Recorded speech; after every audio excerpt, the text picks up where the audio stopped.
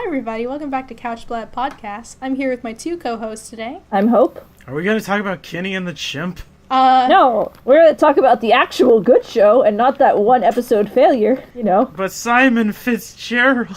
No. That is the best joke from that, but no, we are not talking about that. Today we're going to be talking about the other sequel created by Tom Wartenberg. This is Codename Kids Next Door, a very, very beloved show by myself specifically. And we wanted to take some time to kind of talk about this great series and go over it with you and some of its best moments and just how we feel about it in general. Hell yeah, it's about damn time to talk about this fucking cartoon. I'm pumped. Ready? It is one of my absolute favorites. It's definitely on my top 10 list, and for good reason. To kind of give people a good insight as to what this show's about, it's basically these 5 children, literally numbered number 1, number 2, number 3, obviously spelled wrong. And so they basically run this treehouse together, and they work for this kind of organization that's meant to protect the rights of kids everywhere. They go and they fight bad guys that are trying to threaten school days or lunches or anything that threatens childhood. And so they go out with all this technology they make in their backyard, as they call it, 2x4 technology. And so they basically use whatever they can find to just get the job done and save the day. And something as simple as that starts out with, just kids fighting adult tyranny, as whatever they would define it, ends up becoming something so much more fleshed out and developed over time. And there's a lot of really, really solid moments in the series that kind of explore the elements of childhood and adulthood while just taking you for this really just fun ride in general. Yeah, like anything from a dog eating homework to a birthday party of kids you don't really like is turned into a really good adventure. I really like how it's so high concept and shit. It just blows things out of proportion all the time. I live for this world building, this. Yeah, it's got a really good world built around it. Things like, what do kids do with their bikes? They have a giant, theme park, basically, entrance to one of the bases where you can go on your bikes to enter. Or school buses transforming into at walkers. Or even there's an episode where, kids are stealing homework from them and they turn into the Great Train Robbery, basically. And it's a lot of very stuff that, is simple from the world of childhood developed into this, grandiose experience, and you get taken along for the whole ride, and it's, never a dull moment. The show goes very, very quick in pace, but it never tries to, treat you like just trying to shove information to you. So it's a wonderful ride, and we're glad to talk about it today. Yeah, I would say the villains probably are one of the most interesting parts about this show, especially someone like Father, who was essentially just Satan or something like that. I mean, with the fiery powers, it is kind of hard to separate him from that, yeah, isn't it? Yeah, I just liked when he yelled. That was pretty funny all the time, because it was usually something really dumb. Yeah, and bouncing off of what Ben said, it's got a really popular rogues gallery with it. You have everything kind of delving into different types of children's fears, everything from pirates that steal kids' candies to vampires that spank children to grandmas that feed you too much. So basically kind of using those elements and making so much more of a grandiose story to it and developing it into a whole world of different types of characters and locations to go with it. I don't hate my kid. I just hate everyone else's yes, kids. Mr. Boss, who hates everybody else's kid except for his loving daughter, who is also a K&D operative. But yeah. Didn't he also have a son? He had 2 of them, right? Yeah, he does have a son as well. So his character is always trying to get rid of other kids around him, but then taking good care of his own children. And the show does a really good job of implementing that, where even though the children are always trying to fight adult tyranny, they never want to just eliminate adults, because they know that at the end of the day, they love their families, they love the people that they're with. They just want to make sure that everybody gets fair rights delivered to them. So yeah. I mean, they love them most of the time, that's for sure. Most of the time. Yeah, so they at least try to make a good element of showing, family dynamics, while also showing, these kids fighting for what they believe in, and in a really fun and, sophisticated manner. Man, it's going to suck when they get their brains unwiped and they realize they created the adults in the first place, so all that love and family mean nothing. And we'll get to that in a little bit. Or is that a plot hole? They already already know that they created the adults in the first place. Didn't you watch that episode? Actually, yeah, that's a good point. I didn't have that on my list. Yeah, but we'll get to that in a little bit. Basically, we're going to cover actually some of our favorite episodes and some of the best moments that we like for it. But before we get to that, let's take a moment to kind of describe some of the characters to you, or in fact our main cast. Numbers 1, 2, 3, 4, 5 are operatives of this organization, and while they're kind of working with this organization, they assign a leader. They assign basically a technician, an enforcer, and just different roles to each of these characters. And so our main leader is number 1, Nigel Luno. He's bald. Yeah, he's very bald, and he's also very paranoid, and so he kind of leads his team, making sure that they don't make the wrong step or the wrong decision, to the point where it kind of bothers people of how paranoid he always is. So that's kind of what he's got going for him. And then number 2 is their technician. He's fat. He is indeed fat, but his main gimmick is that he's kind of like their pilot, their technician, develops all their 2x4 technology. Then you have people that are kind of like the muscle, like number 4, who basically he's dumb. He's dumb. He's very Australian, and he didn't used to be dumb. They made him dumb in later seasons. He was actually kind of competent in 1 and 2.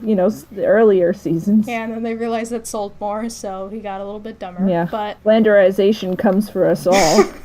So they basically took that and rolled with it. But he is basically the muscle of the team. Like, he can handle things like gym class or like, fighting bullies. That's what he's best at. And so he makes it very clear to people that he's ready to kick ass. Did you skip number 3? You skipped her. She's happy. Oh, geez. Yes, no, she's very happy, and she's the heart and soul of the team. God. I love her. She's great. And so basically, she's precious and kind of annoying, but we love her anyway. And she's the one that's obsessed with like princesses, and in this world, rainbow monkeys, which are basically a parody of Care Bears. And everything to do with rainbow monkeys is absolutely her favorite hobby. She's got millions of stuffed animals, but she's ready to kick your ass as well. She's got a lot of great moments in this series where people try to doubt her and her abilities, and she ends up proving them wrong down the line. So definitely a great character out of her. And of course, number 5 was kind of like, she's cool but rude. Yeah, she's the cool but rude. She's not rude. What the fuck? It's a joke. Just chill. Yeah, but getting back to the main point, she's kind of like the cool girl of the group,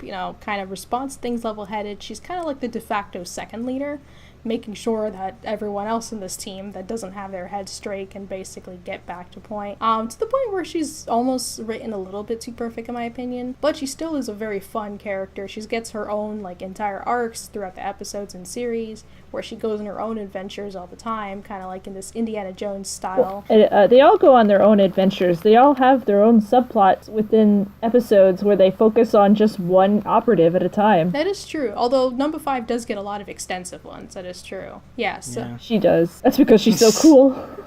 Yeah, they spend a lot of good time on her, so you'll be seeing her a lot. But that's basically our operatives and everything they do, and they just try to make sure that the world is free of adult tyranny and making sure that kids have the childhood they deserve. So basically moving on, we'd like to take the time to talk about some of our favorite episodes. We will go in the orders of obviously 5, 4, 3, 2, 1, counting down like the original TV show. And so, specifically the ending. And so, we're going to basically count these down, talk about our favorite episodes and why exactly we like them so much.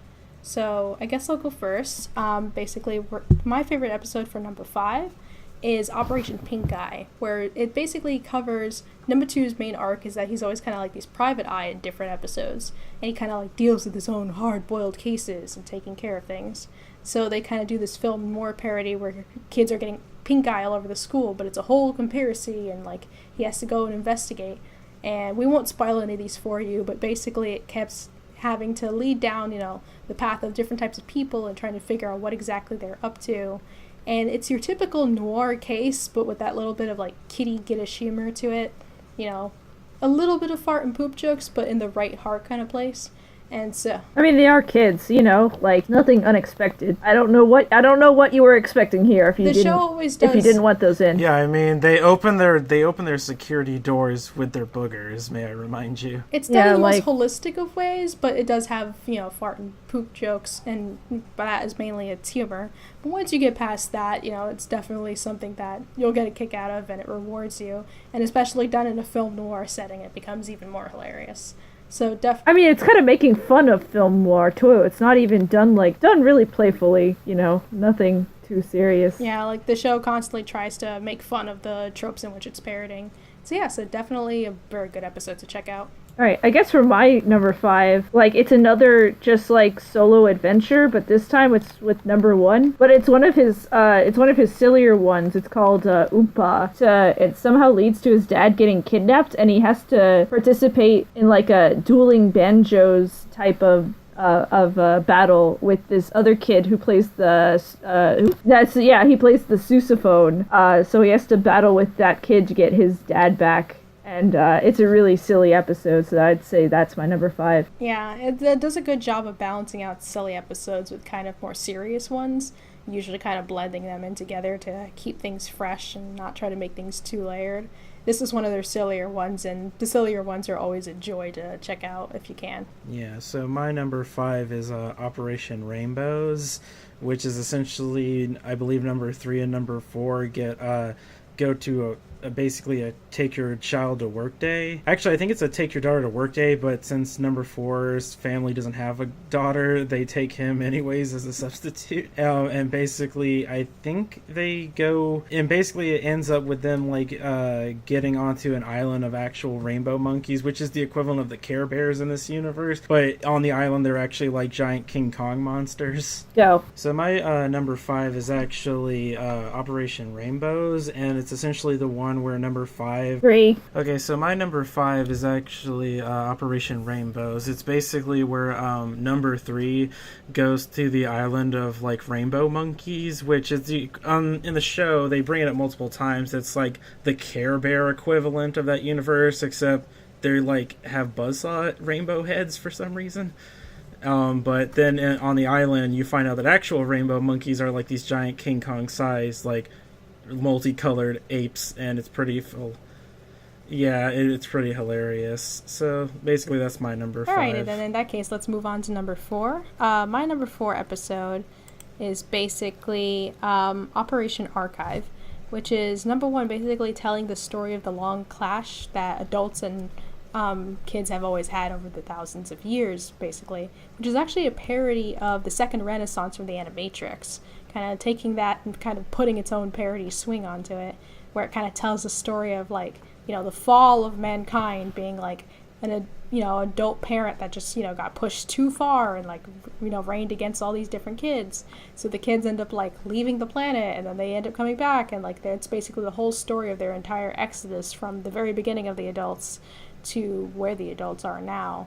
And so it kind of just goes out of proportion as the episode goes along. But it's one of those episodes, as the series does, where basically you'll be rewarded if you know the source material, but you'll still get a kick out of it if you're not familiar with it as well. Yeah, I didn't know anything about the Animatrix or the Matrix in general, but like it was still really fun for me. Yeah, the show in general just makes a lot of references, as some of our future numbers on this list actually do reference a lot of older stuff. So, but they're still enjoyable even if you don't know what the source material is. Yeah.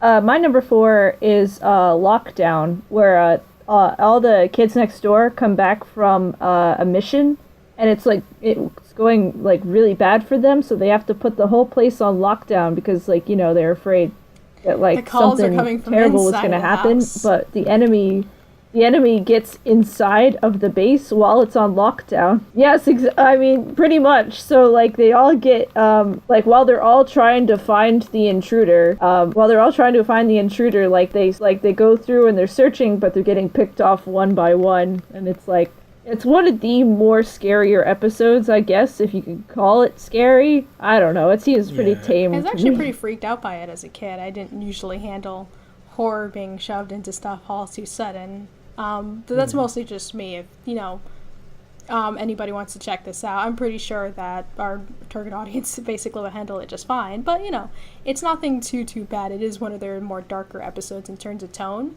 But it does have comedy moments to kind of break that up as well. Oh yeah, the twist is pretty obvious. That's all I would say. But other than that, it's really enjoyable. Oh yeah. Okay, so for my number 4 is the Operation Naughty, which is the Christmas episode, the quintessential Christmas episode for every cartoon show in existence to have one or two or three. But anyways, this one essentially is just basically an X-Men parody down to a T. I mean, there's literally an elf with Wolverine claw candy cane hands, and essentially what it is the what's those? The children from down the lane, I believe that's what they're called. The delightful children yes. from down the lane. Yeah, so essentially they want to put all the kids' names on the naughty list except them. They kidnap Santa, and then like all these elf misfits like help the Codename Kids Next Door to save the day. And yeah, it's basically just an X-Men parody, and that's why I put it as my number 4. So for my number 3, I would definitely try to say that my personal favorite would be Operation Food Fight, and in it Grandma Stuff'em, whose basically main sin for the kids is, feeding them too much and feeding them really, really gross food, ends up getting into the school cafeteria and starts doing this rock concert with her food while she tries to feed them, and everything's synced up to the beat of the individual rock music. I like this episode not only for the actual concept, which is really creative and fun. It never slows down for a minute because it's a really, really heavy metal song. The actual story behind it is really interesting too. The band that provided the music is a band known as Gore, which is known for doing really dramatic and somewhat adult, basically, rock music. And when they were releasing the episode, they didn't want to show families at home that Gore was the one that did the music, so they flipped the words for it into RARG, so that way parents wouldn't immediately find out and then call Cartoon Network, asking questions. Yeah, but it's not good for the kiddies, so they probably just wanted to avoid the controversy altogether. But they still got them. I don't know why. Yeah. I don't know why they didn't want to show them. I mean, they dress kind of up like cartoon characters, anyways. Well, however you feel about that, it's definitely still an episode you should check out. It's a lot of fun, and it never slows down for a minute, and it's just a whole roller coaster from start to finish. Kids need to grow up. The delicate children's minds must be protected, Ben. What would we do without parental guidance or whatever? For my number 3, I would have to pick Jules, which is like a number 5 episode. So but she does it. She's always really cool to follow. Where she goes into the desert to find this exotic candy, and it leads her on a whole adventure with her rival. Heinrich, and I always love their adventures. The detours with these two characters, because they already had history with each other. It's done really well, and I liked having to see a kid villain as well. So that's why it's my number 3. Yeah, and it does it in kind of this Indiana Jones style fashion once again, but it's still a very enjoyable ride for most of the kids sitting at home to kind of see what exactly she gets up to. Because, like we mentioned before, there's a lot of episodes that extensively deal with, what's she up to?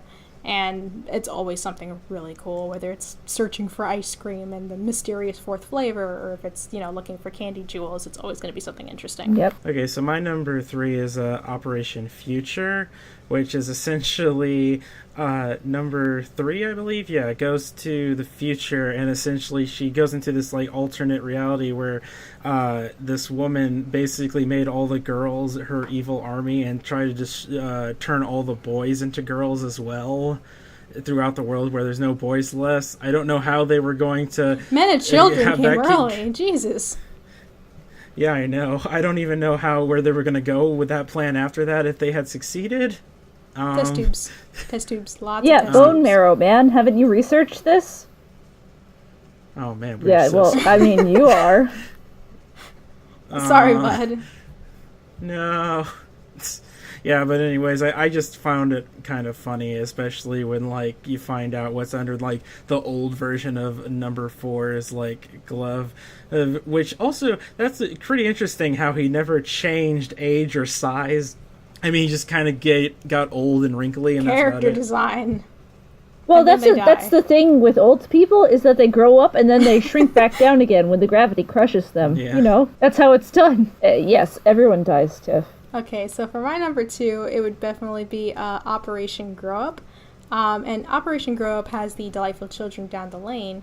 It is actually the first season finale of the whole series, and for the season finale, it really goes out with a bang, and it became a constant in the series to like try to finish off with something really grandiose for each season.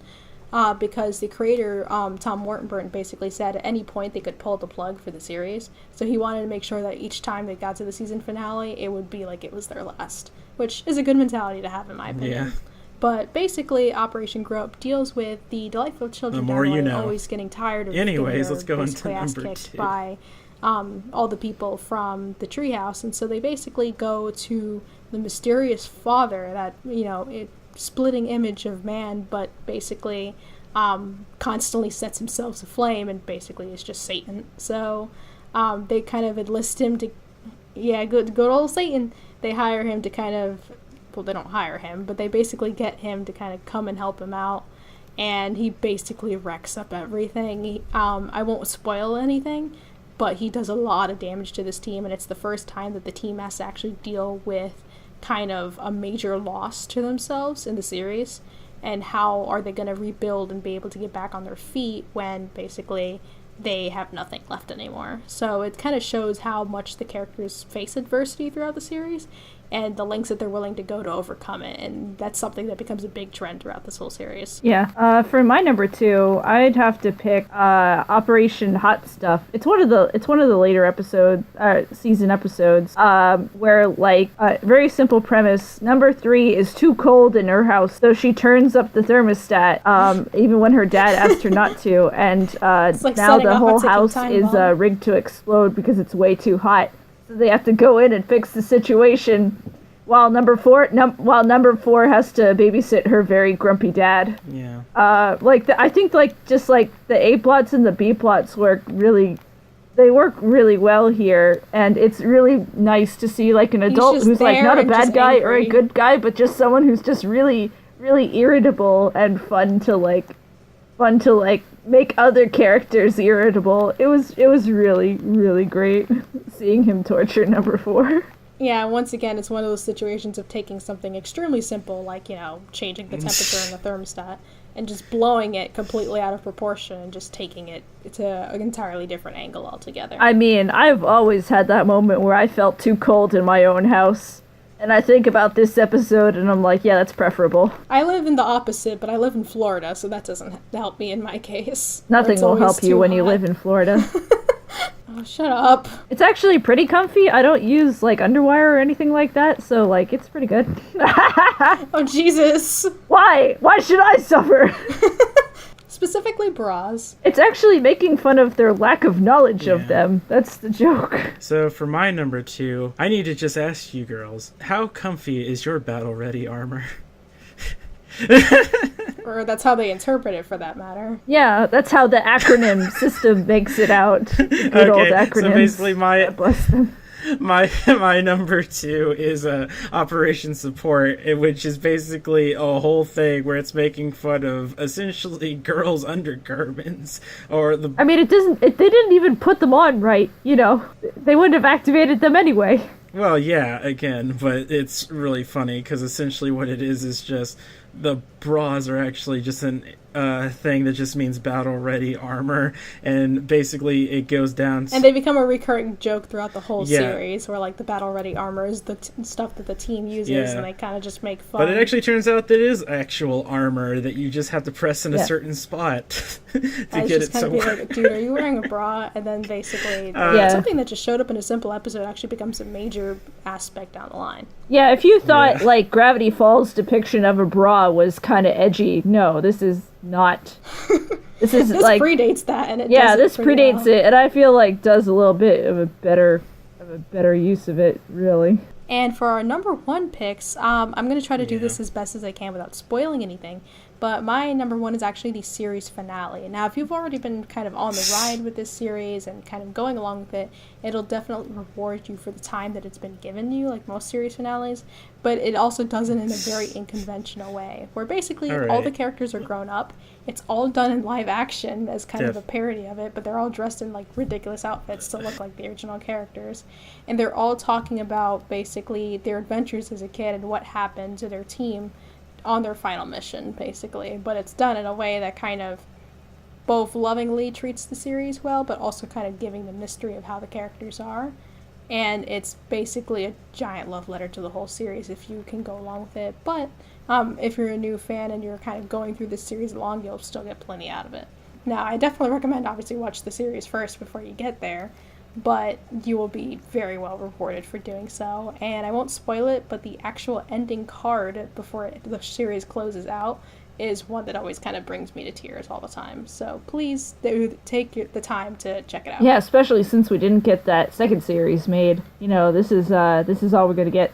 Oh yeah, Galactic Kid Next Door may or may not be happening anytime soon. You know, we can probably not. Cartoon Network is a hellhole right now. Well, the Teen Titans go all day, every day, so we don't know. I'd rather die.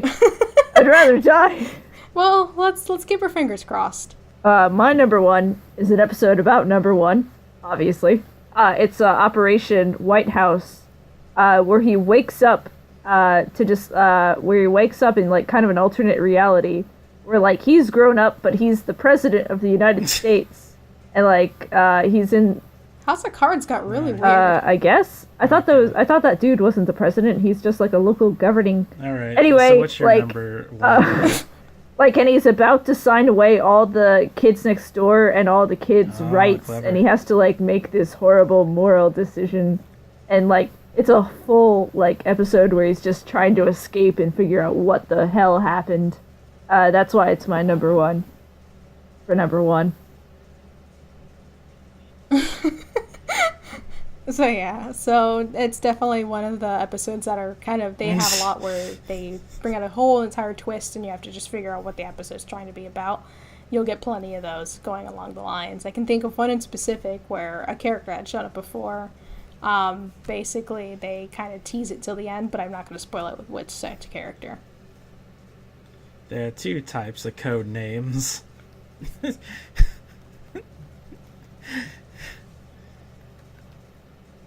Yeah. So my number one is Operation Lockdown, which we've already discussed kind of essentially, but why I like it again, it's the more scarier episode, and well, as scary as this show can probably get, honestly, and also like it's just like, you know, a big love alert to movies like Alien and stuff like that. So like I've always liked that idea of like trying to push that medium. So anything that even comes at least a little bit close is good on my book.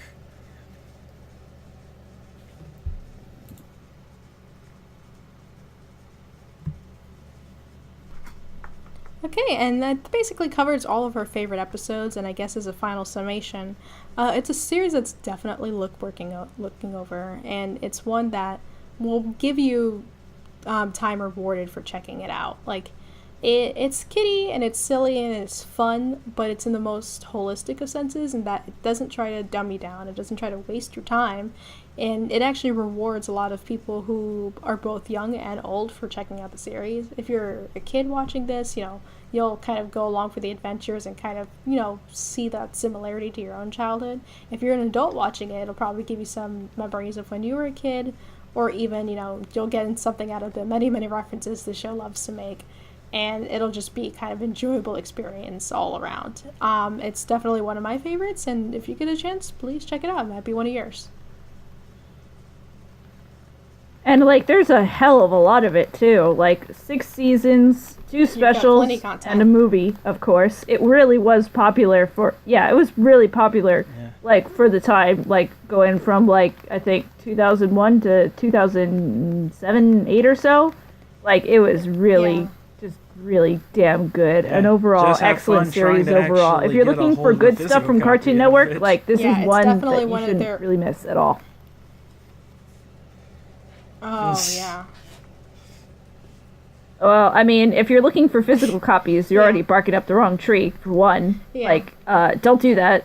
Like, you're not gonna get anything. The history behind Cartoon Network and a lot of like television studios that do kids programming are notorious for not really releasing DVD or Blu-ray copies of their series, except in like these like one episode and like an episode of another series kind of collections, or maybe just 5 random episodes from the series was kind of the way they did it for a long time. It's getting better now for like a lot of classic series. Like I know they released an entire complete collection of like the original Powerpuff Girls, but they're mainly doing it for legacy shows and newer shows like regular show. Yeah, So, you'll laugh, you'll cry, you'll feel embarrassed. yeah, SpongeBob's really not the good. problem, but then again, it's a juggernaut like SpongeBob. But Codename Kids Next Door has not been able to receive that same blessing. However, you're not out of luck though. You have 2 options. Basically, you have it on Amazon Video and iTunes, so you can basically watch the whole thing digital. It is standard definition, but the show is recording in standard definition. But it'll get you all the content that the series has, all 6 seasons. You'll feel embarrassed. And your other option it's really would be good. just try to get some of these DVDs that are floating around. We honestly don't recommend them because they go for a good $75 or more. They are kind of a collector's darling because they just don't circulate those tapes anymore, and there is no other way to get a physical copy DVD. So basically, I would say our best bet is trying to just get digital copies online and just check it out for yourself. But you'll be rewarded for doing so. Yeah. It's a very, very good show. Alright, well I guess that's everything that we need to cover for today. If you'd like to see more of our content, be sure to check out our Patreon that we have linked up. We make basically different types of videos and reviews for our Patreon subscribers, including one called Girls Night Out, which basically kind of discusses and makes fun of, TV shows and content pandering to young girls. And so we'll take a look Or like just like women in general, basically. So we all genders, all ages, specifically women. No, just girls. Just girls. So yeah. So basically we're gonna take a look into those types of things, and if you're interested in that, we have that up on our Patreon. And as well, basically, if you'd just like to see more of our content or see our previous episodes, we're here on YouTube, SoundCloud, iTunes, and on our regular blog. And I think that just about covers it. Yes, indeed it does. Tiff, very well done. Good job, everybody. Well done. Well done. Well, in that case, we'll see you guys later. See ya. All right. Bye.